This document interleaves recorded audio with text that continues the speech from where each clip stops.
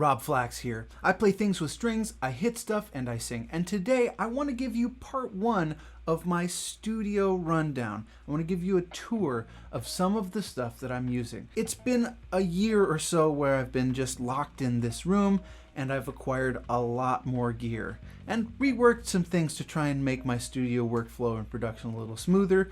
Plus, found some adventurous things on Craigslist and Reverb.com that inspire me, and I thought maybe I would share with you some of the sounds that I'm using right now. First things first, I have got a whole new layout to my pedal board, and I'll cut to a cutaway of that right now. The pedal board is a work in progress. There's a couple things on there that may swap in and out, and there's a dedicated spot on the pedal board for the swappable one. The biggest addition to this setup is the Boss ES8. So this is a loop switcher. That means that all of my pedals now, instead of things being plugged in one after another, are plugged in all to and from the ES8. This means that when I'm not using a pedal, I can remove it from the signal path entirely, which helps to clean things up. There's also a nice buffer in there, and it saves presets. It will do MIDI stuff too. I haven't gotten there yet. For now, I've just got everything plugged in to clean up the signal flow, and more on the way I use the ES8 once I better understand how to use it. For now, it's just a nice mission control. But the big thing, the one that I wanted to make this video about, and we'll call this Rob's Studio Tour Part 1, is about this mixer that I've added in the middle of my pedal board. This is the Yamaha EM90A Ensemble mixer. This is a 1970s era vintage analog mixer, and it has a couple of unusual features. Right now, I have 6 things plugged into, all 6 channels. The 1 and 2 here, those purples, are sends from the GFI system Synesthesia, which I have in loop 7 of my pedal board. So loop 7 is the Synesthesia. The send from the Synesthesia goes up into 2 channels on the mixer. The 3 and 4 is my synthesizer here. That's my Novation Summit. And that is going into 3 and 4. Channels 5 and 6 are still a little touchy, but basically those are external audio sends from my laptop, which means that anything I've recorded, in theory, I could send into my pedal board signal chain at this point in the chain. So loop 7 and 8, everything that's stereo basically. So I could record something and then process it through the mixer and process it through my Chase Bliss CXM 1978 reverb pedal and perhaps the Empress Zoya and the Earthquake or Avalanche run. I could loop it into the Boomerang and so on and so forth. But for now, I'm not going to talk about the external sends. It's a little tricky to film that, and I still need to work out the kinks of exactly how the routing works internally with Total Mix and my RME Fireface. But more on that eventually, hopefully. In the meantime, it does some really cool things. Why did I put this mixer in the middle of my pedal board? Well, for one thing, this is a beautiful stereo synthesizer, and I want to be able to preserve that stereo image and send it through some stereo pedals.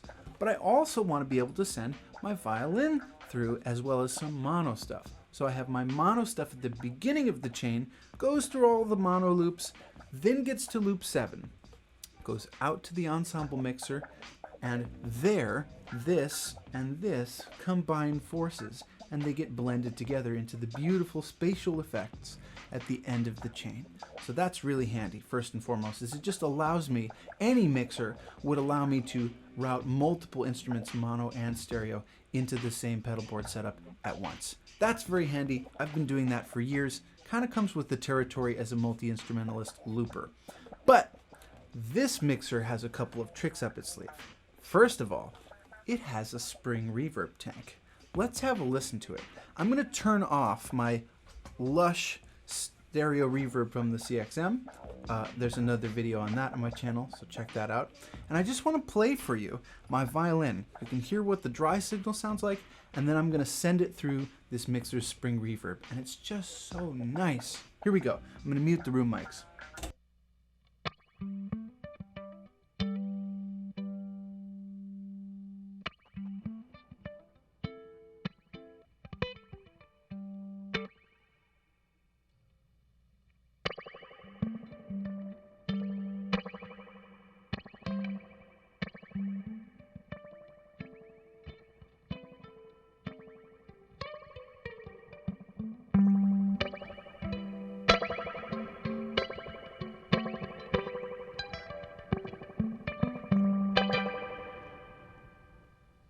that's just the best possible sound. Spring reverb sounds great with everything. So if I have that reverb right before the room effects too, now I've got this combo platter of realistic room sounds plus the spring. Here's that.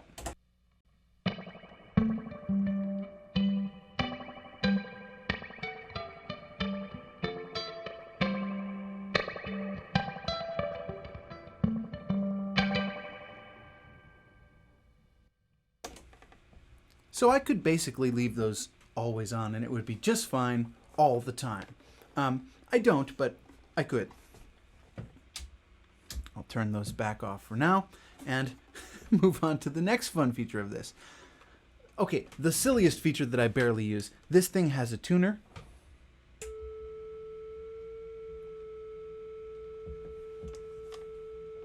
There's a built-in A440. But it's adjustable and you could swivel it a little higher or low, and it's kind of a freehand mark. You have to set the knob by eye to make sure it's at 440. I'd rather not, thanks.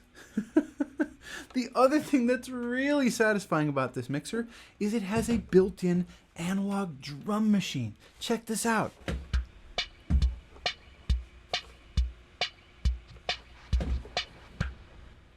And you can hear that it's going into that spring reverb a little bit, as well as the headphone out I'm sending into this experimental Klein Bottle board, which my favorite thing as of late is just to turn on the drum machine as a sound source, not even play the violin, and just freak the sound out with the Condor's filter and the bloopers effects. Let's try that for a bit.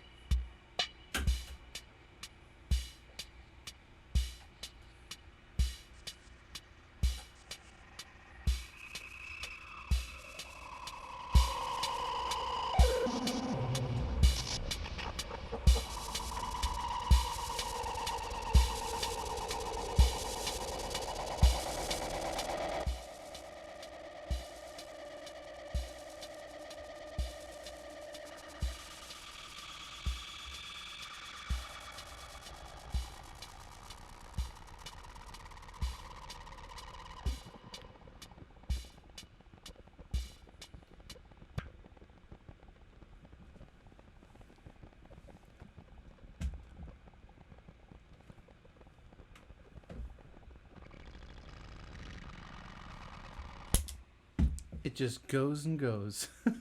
I'm a huge fan of this Klein Bottle setup, and now that I have it on this rack right above the mixer, I can really play the mixer and Klein Bottle almost as its instrument in its own right. All of these combinations of drum machine sounds, you can press down more than one at a time. For example, here's the sound of slow rock mixed with rumba.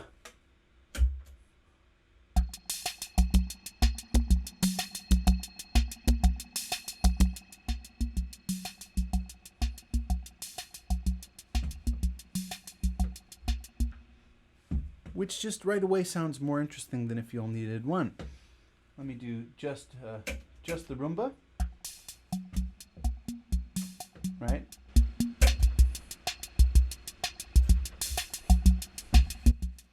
It'll just combine them both. So that's really fun. The other standard settings on here are pretty obvious. There's a treble and a bass control. For most things, I give it a little goosing in both. I have no idea what frequency they're set at. I just did it by ear to taste. It sounds really nice. So that is most of the fun on this. There are some other switches that are configurable for line level, guitar level, mic level, which means you can push these preamps harder. And if you push them really hard, they sound pretty good, but for the most part, I just like to leave them pretty transparent and just enough to give that spring reverb punch. So, to summarize so far, once we're in the pedal board, we go into all the mono effects, split out at the synesthesia, into the ensemble mixer, out of the back of the ensemble mixer to the rest of the pedal board effects, into the Cabzus, but also the headphone out of the mixer goes into the Klein Bottle board, which is being captured on a separate channel on my interface. So I have this parallel split here of crazy freak out noises plus stereo lushness that's unaffected, really, really exciting to play with that. So that's part one. In part two, I'm going to talk about the beginning of the chain, which is what's directly above this camera and just out of frame on the overhead cam. You'll see some new stuff that I've acquired, as well as another interesting routing thing. Briefly, if you do want to hear more about the Klein Bottle board and hear some of those psychedelic freakout sounds, I've got a whole series of ambient explorations on my Patreon page called Kleinscapes, where I use the Klein Bottle to create all sorts of weird feedback stuff. Do a quick Google search on the Klein Bottle and you'll find it's a mixer that lets you mix 3 pedals together, and so that's what I'm doing. I've got a mixer going into this mixer, and in part 2 you'll see another mixer going into the mixer going into the mixer. Rob, what are you doing? I know, it's a lot. That's why we're doing this in 2 parts. Thank you for watching, and I'll see you next time. Please like this video and subscribe to the channel if you haven't already. It really helps the channel. Easy little click. Just click it already. Just subscribe. What are you waiting for? Just subscribe if you haven't already. Thank you so much. That was so nice of you. You're such a good person, and charming and handsome. And if you'd really like to support what I'm doing, you can visit patreon.com/RobFlax, where all of these Kleinscapes and a bunch of other ambient stuff and a lot of other stuff is available. So go check that out, patreon.com/RobFlax. Thanks for watching, and I'll see you in the next one. Bye.